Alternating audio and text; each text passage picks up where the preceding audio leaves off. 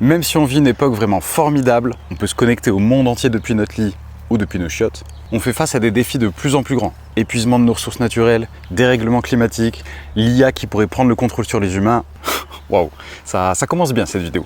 Et pour réussir à relever ces défis, la vision traditionnelle, pour pas dire la vision capitaliste, c'est de penser qu'on va résoudre tous nos problèmes avec des ingénieurs. Et même si j'adore les ingénieurs, j'en étais moi-même un fut un temps, je vais t'expliquer pourquoi on ne pourra pas compter sur eux pour nous aider. La raison principale, selon moi, c'est le paradoxe de Jevons.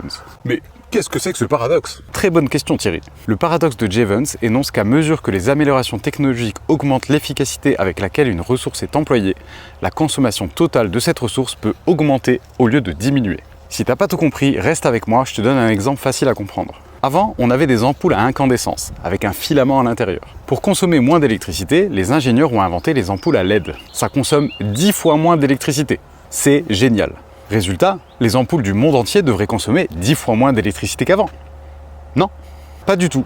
Comme les nouvelles ampoules à LED, ça consomme quasiment plus rien, on a décidé d'en foutre partout.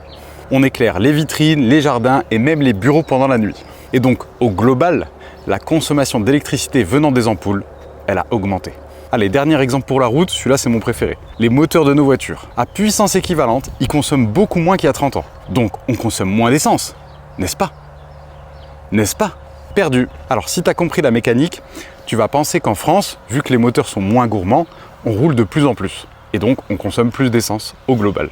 Mais en fait, c'est pas du tout ce qui se passe. Les Français ne roulent pas de plus en plus, ou alors très légèrement. Par contre, c'est le poids des voitures qui a augmenté. En 1990, la voiture moyenne faisait 953 kg. Aujourd'hui, c'est quasiment 300 kg de plus. Donc même si on roule pas plus, il faut déplacer 300 kg supplémentaires. Donc on consomme quand même plus d'essence. Tout ça pour te dire qu'il y a de fortes chances pour que l'épuisement de nos ressources naturelles, le dérèglement climatique et l'IA qui pourrait prendre le contrôle sur les humains, ça va probablement pas se résoudre avec des ingénieurs. En tout cas, pas uniquement avec des ingénieurs. Je suis de ceux qui pensent que le changement, il viendra pas des politiques ni des entreprises. Elles auraient bien trop à perdre pour ça.